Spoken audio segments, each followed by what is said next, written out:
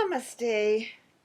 I'm Alakananda Ma, Ayurvedic doctor and principal of Alandi Ayurveda Gurukula, an Ayurveda school in Boulder, Colorado. So today we're continuing our topic, Secrets of Longevity. Last week we looked at the Parihani years from ages 40 to 60. This week we'll be considering active elders in the approximate age range of 60 to 80. So with the big moment, your 60th birthday, you are entering the Jada period of life, your elderhood. You're now in the Vata time of life. Whatever your constitution, you may notice Vata concerns such as dry skin, aches and pains, arthritis, sleep problems, and diminished short-term memory. So let's take a few moments to talk about diet, lifestyle, herbs, and spiritual resilience during these years as an active elder. Diet first. At some point in your 60s, it's likely that you'll retire. Not me!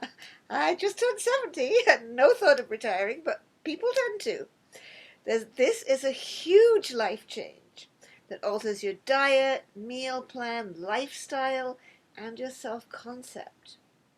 So before retirement, continue the diet guidance we gave last week for the Parihani period.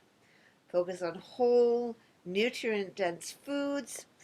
Try to eat your main meal in the middle of the day and a lighter meal at night, except on special occasions. Once you retire, you have a chance to review how you shop for, plan, and prepare your meals.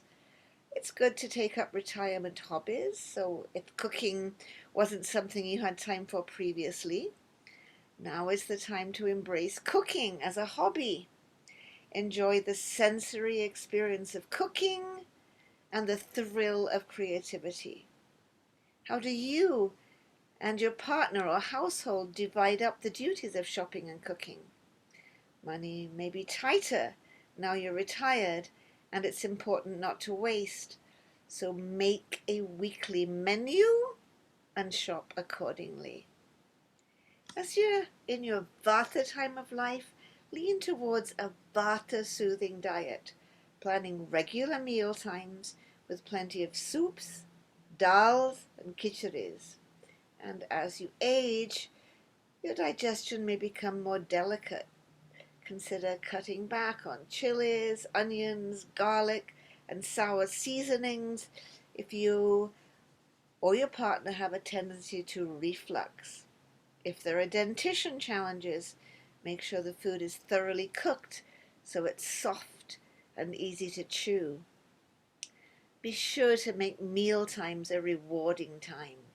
During your work life, you may have developed habits like rushing through meals, eating at your desk, or talking business while you eat. Now try to plan leisurely meals shared with those you live with, setting the table nicely, relaxing, and savoring the food. Moving on to lifestyle. Again, you've entered the Vata time of life. So it's more important than ever to make sure you massage your whole body and scalp with oil at least once a week, daily if you have time. Massage the oil into your skin, relax for 20 minutes, then take a hot shower or a warm bath. You could use sesame oil for Vata, sunflower or coconut for Pitta, but only use coconut in summer, and a blend of coconut, castor, and flax for Kapha. Better still, ask your Ayurvedic doctor to recommend a medicated herbal oil for you. And for sound sleep, massage the soles of your feet with oil at bedtime. Maintain your active elderhood with a good exercise program that includes outdoor activities like walking and hiking.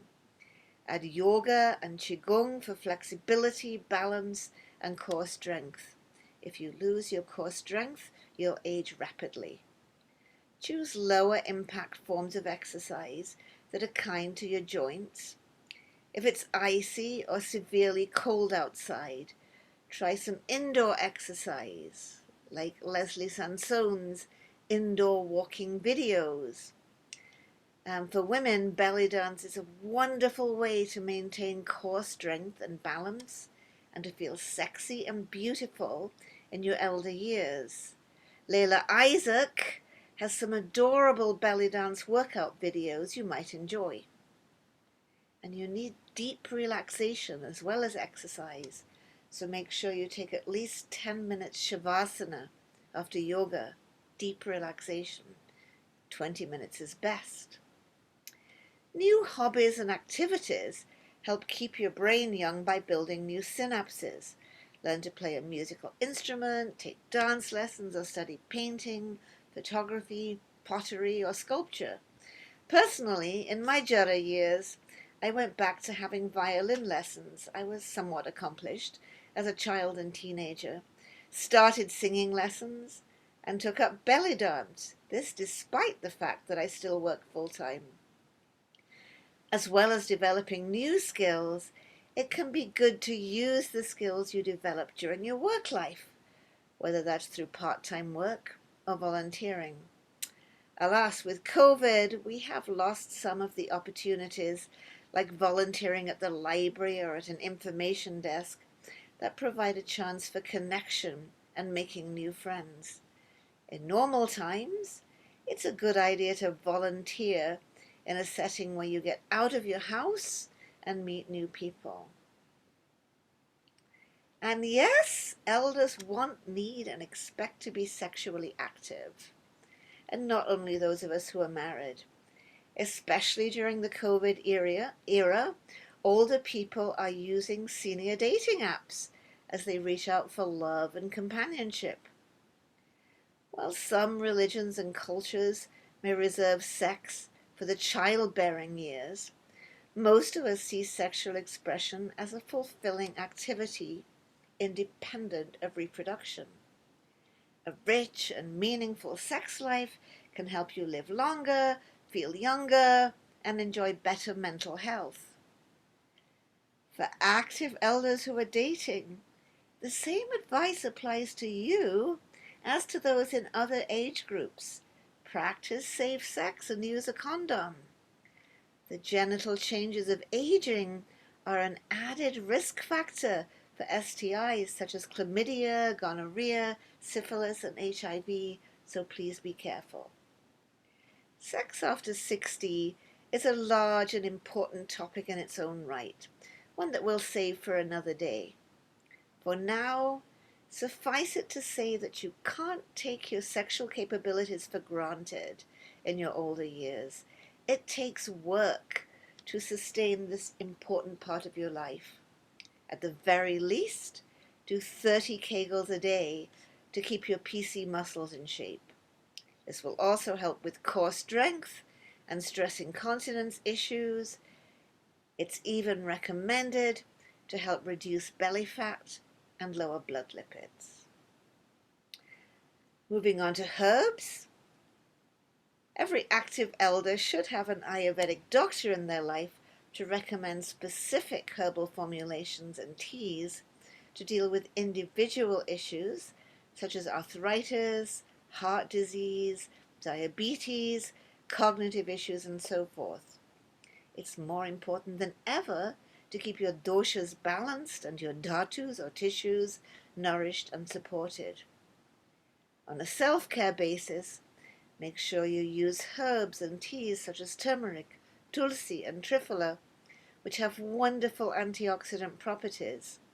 And unless you have blood sugar concerns, add the rejuvenative herbal jam, Chyawanprash, to your daily routine, taking a teaspoon each morning before breakfast.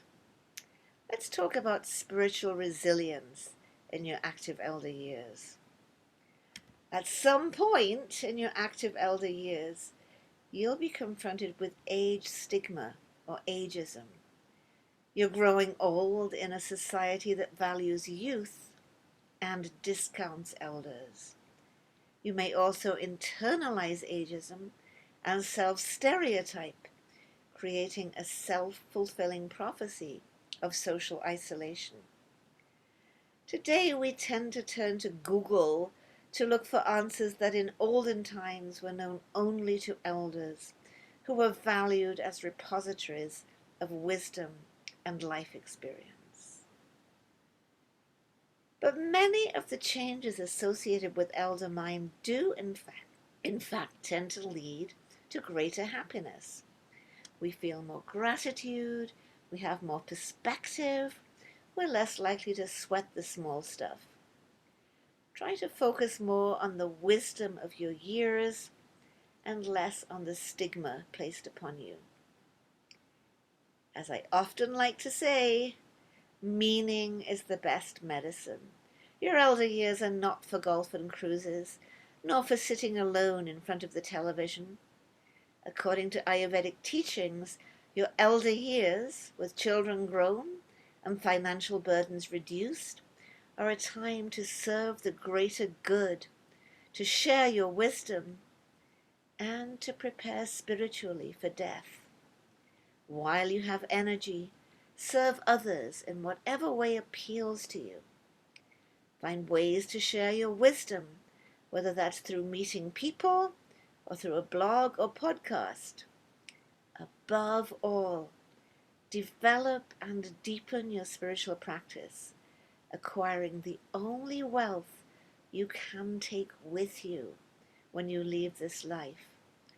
This is the ultimate purpose of attending to diet, lifestyle, and herbs in your elder years, to help you have the physical and mental strength to deepen your spiritual life and contribute in positive ways to the happiness and well-being of others. That's it for now. See you the week after next for part 3. This next week, look out for my New Year's message. Wishing you very happy holidays. Blessings.